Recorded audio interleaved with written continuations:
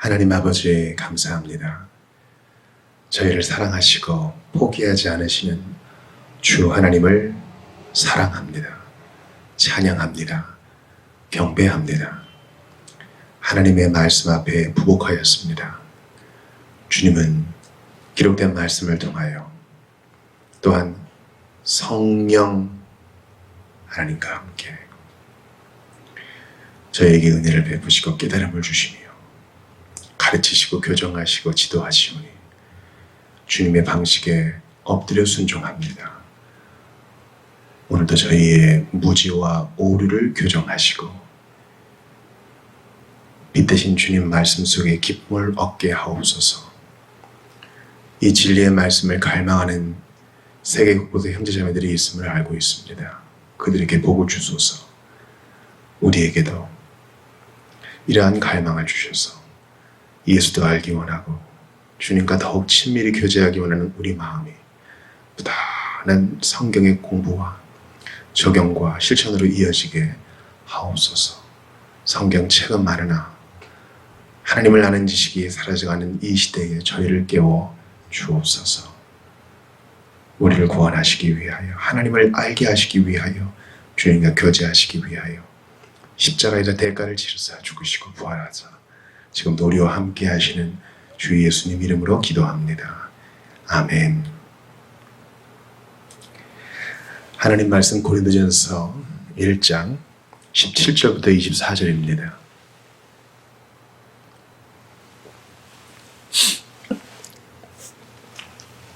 고린도전서 7장 17절부터 24절을 봅니다. 오직 주께서 각 사람에게 나눠주신 대로 하나님이 각 사람을 부르신 그대로 행하라. 내가 모든 교회에서 이와 같이 명하노라. 할례자로서 부르심을 받은 자가 있느냐? 무할례자가 되지 말며, 무할례자로 부르심을 받은 자가 있느냐? 할례를 받지 말라. 할례 받는 것도 아무것도 아니요 할례 받지 아니하는 것도 아무것도 아니로되 오직 하나님의 계명을 지킬 따름이니라. 각 사람은 부르심을 받은 그 부르심 그대로 지내라. 내가 종으로 있을 때의 부르심을 받았느냐? 염려하지 말라. 그러나 내가 자유롭게 될 수 있거든 그것을 이용하라.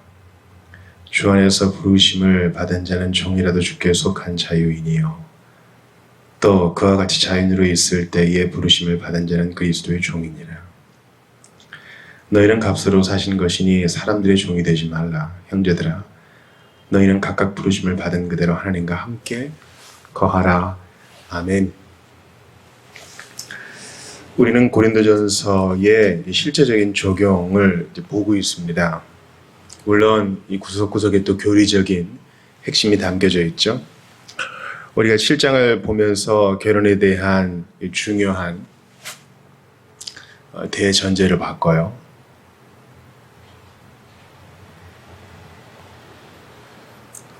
일단 신자에 있어서 이혼과 재혼에 대해서도 봤습니다. 이런 구체적인 지침을 주신 하나님께 감사드려요. 왜냐하면 21세기 우리 한국교회 이렇게 보게 되면 정말 짧은 시간 안에 가정이 대단히 많이 변했습니다. 전통적으로 4인 가족이라 하는 가정이 해체된 지 이미 오래고요. 10명 중 4명 가까운 사람 그 가정이 1인 가구입니다.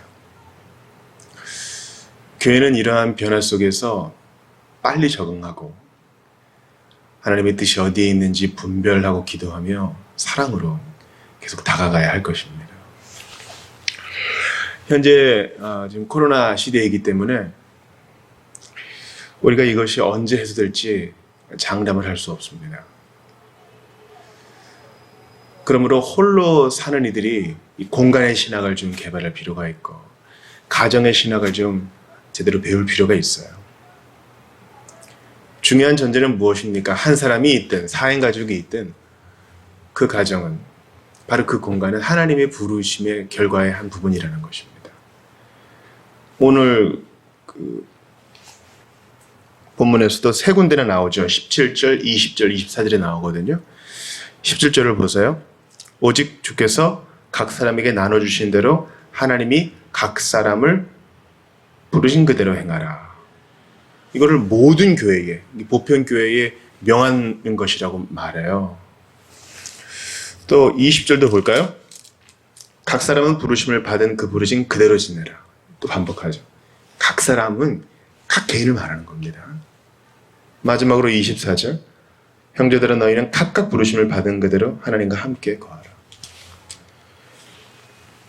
이것이 7장 시작할 때 이 결혼과 가정에 대한 대전제 때도 이미 나왔어요.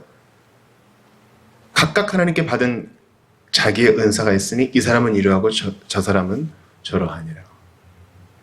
이게 우리에게 대단한 위로를 줘요. 예수 그리스도를 믿고 따르고 또 주님이 우리를 이 땅에 살게 하시는 동안 어떻게든 주의 뜻을 분별하고 순종하고자 하는 우리에게 주는 위로의 메시지. 각자 받은 은사가 있다. 각자 받은 은사. 비교할 거 없어요. 그래서 우리 교회 안에서도 빨리 결혼하셔야죠. 그런 얘기 조금 조심할 필요가 있어요. 재혼을 권할 때도 가급적이면 이제 장로가 하는 게 좋겠어요. 또 기도 많이 하고 받아들일 만한 사람의 마음 준비가 됐을 때 하는 것도 좋겠어요. 저는 청년들이 다 좋은 짝을 만나 행복한 믿음의 가정 꾸리기를 원합니다. 그러나 이 사람은 이렇고 저 사람은 저럴 수 있어요. 외로움을 견디지 못하고 또 정욕으로 인하여 힘들어하는 자는 결혼을 하는 게 좋겠죠. 그러나 혼자 지내는 것이 아무런 어려움이 없는 자는 자유롭게 주님을 섬기면 돼요. 오늘 본문도 그러한 맥락에서 얘기하고 있는 것입니다. 오늘 본문은 1절부터 16절에 나오는 이 윤리, 그리고 그 이후에 나오는 28절부터 40절까지 나오는 이 바울의 조언, 그 사이에 놓여져 있는 다시 한번 강조하는 원리 진술입니다. 그러니까 바울은 적용을 얘기할 때도 중간중간 이 교리적 진술, 또 찬송을 꽂아 넣습니다. 우리를 배려하는 거죠. 우리는 다시 한번 17절에 주목해야 합니다. 내가 모든 교회에서 이와 같이 명하노라. 이와 같이가 뭐예요? 하나님이 각 사람에게 나눠주신 그것은 기뻐하시는 뜻에 의한 것이고 우연이 아니고 하나님의 최선에 담겨있는 그 부르신 그대로 행하라. 그래서 바울이 이 원리가 모든 교회에, 오고 오는 모든 보편 교회에 적용되어야 할 것이라고 말합니다. 이거 정말 여러분 묵상할 가치가 있어요.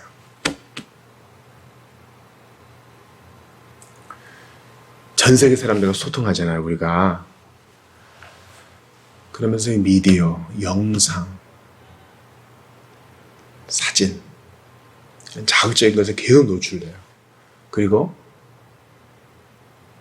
뭐 트위터나 인스타그램이나 이런 것을 통해서 비교합니다. 미디어의 영향이 대단해요. 그리고 우리가 보통 사회적인 존재이기 때문에 내가 보여주고 싶은 것만 보여주거든요. 근데 그게 다는 아니죠.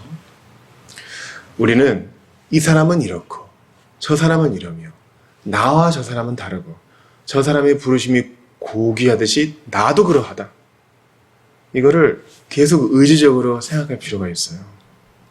나 왜 살지? 내가 옛날에 한번 크게 잘못을 해서 나한테 기회가 영영 없어진 건 아닐까? 그런 생각을요, 마귀가 주는 겁니다. 내가 연약해서 스스로 넘어지는 거예요. 하나님은 최선으로 일하셔요. 그러니 제가 계속 반복하는 어구가 있죠. 오늘, 지금 이곳에서 하나님의 최선을 인정하는 거예요. 마음에 안 드는 구석이 있죠. 여러분, 지금 제가 설교하고 있는 이 시간은 6시 이후예요. 왜냐면 그 이전은 바로 앞에 공사가 진행되고 있어서 소음 때문에 할 수가 없습니다. 또 대로변이 있어서 소음이 있어요. 그러니까 이른 새벽을 이용하든지 저녁을 이용하든지 해야 돼요. 불편하죠? 그러나 하나님의 뜻이 있어요. 그러므로 기쁘게 환경을 극복하며 나가는 겁니다. 결혼과 가정도 마찬가지예요. 나는 왜 혼자지? 또 나는 왜 혼자가 되었지? 오늘 본문에 보세요. 할례자, 무할례자 있죠. 나는 왜 이스라엘 사람이 아니어서 할례를 못 받았지? 나는 유대인으로 태어나서 예수 믿기 전에 나도 모르고 할례를 받았는데 이거 어떡하지? 그렇게 생각할 필요 없다는 거예요. 바로 지금 이곳에서의 하나님의 최선을 인정하는 것입니다. 또 종과 자유자도 마찬가지죠. 고린도 교회 안에 어떤 사람은 자유인이고 어떤 사람은 둘로스, 노예가 있었어요. 다 형제 자매라 그러는데 난 또 오늘 예배당 끝나고 집에 가면은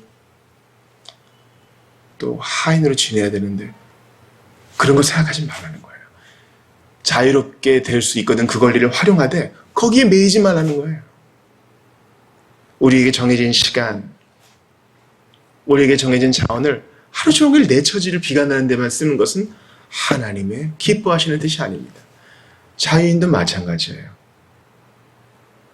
그가 그 가문에서 출세한 것은 그가 노력한 게 하나도 없어요. 하나님께 감사하며 나는 특권층으로 태어났으나 이것도 하나님의 은혜요. 나는 자유인이고 종이 아니나 나는 그리스도의 종이다 라는 것을 인정하며 나아가라고 얘기하는 것입니다. 사실 이것은 적용하는데 어려움이 있기는 합니다.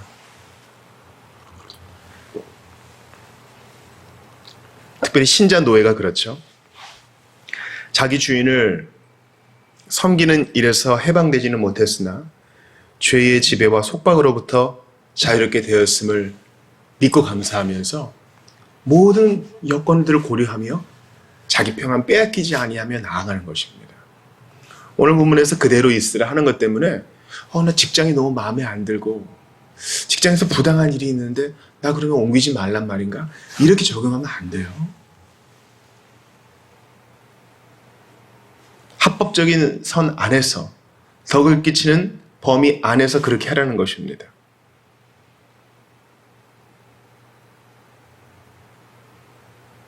직업을 선택할 때 그것이 도박이나 폭력이나 성매매에 관련된 것이라면 당연히 거부해야 되겠죠. 마찬가지로 그대로 있으라라는 것도 합법적인 범위 안에서 덕을 끼치는 범위 안에서 고려해야 하는 것입니다. 나는 주 안에서 자유인이야 하면서 바로 그날 밤으로 주인의 집을 떠나 야반도주하면 안 되는 거죠.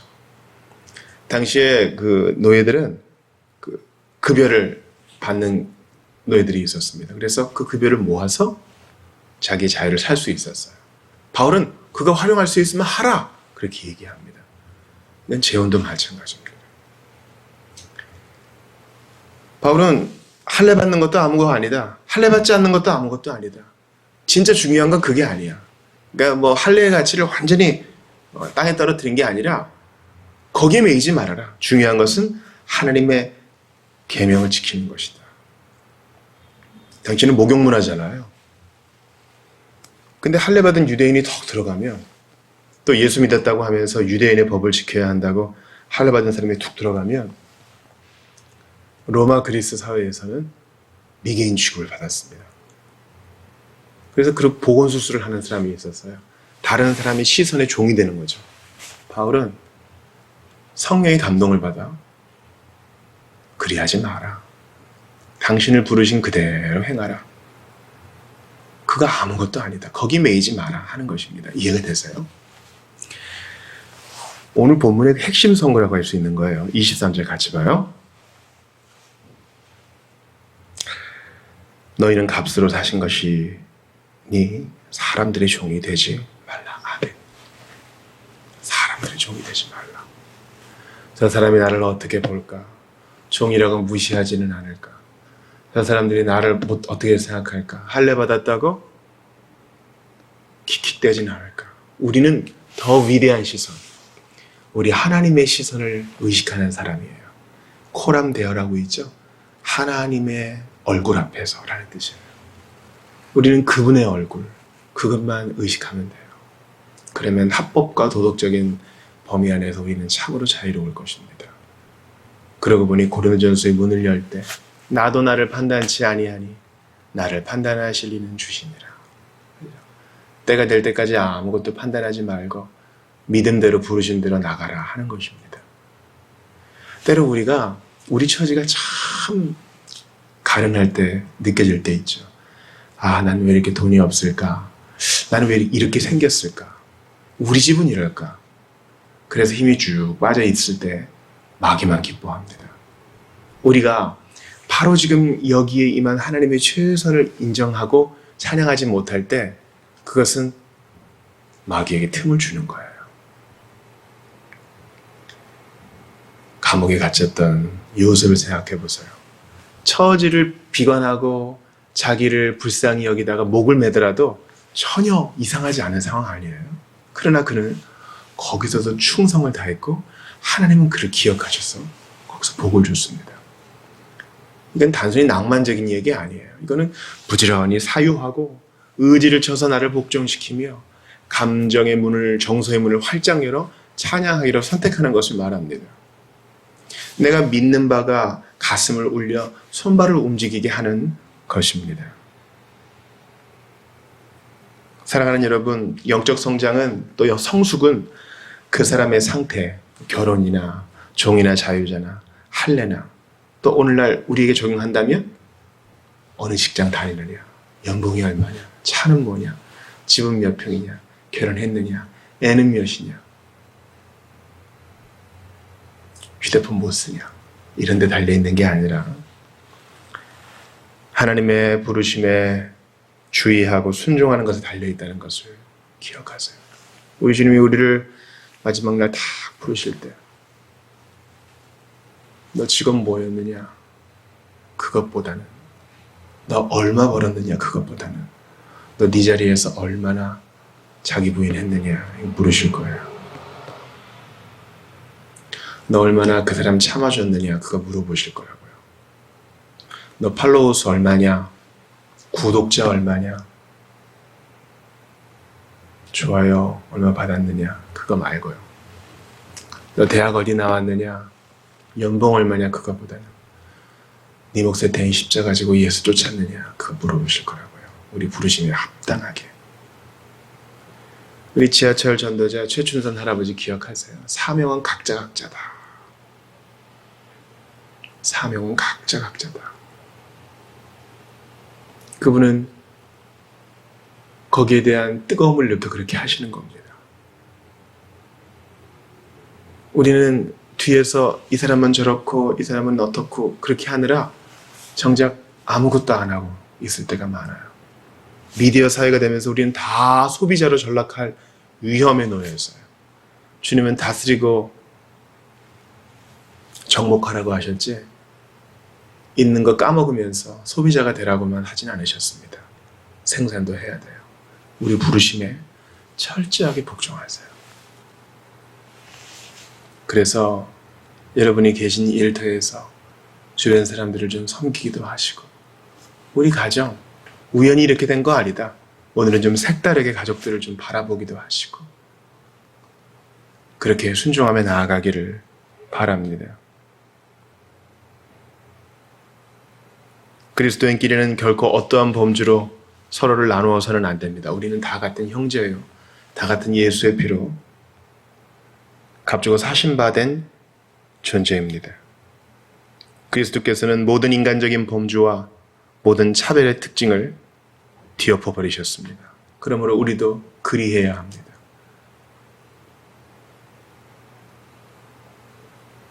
한때 이교도였던 사람이 와도 사람은 존중할 줄 알아야 돼요.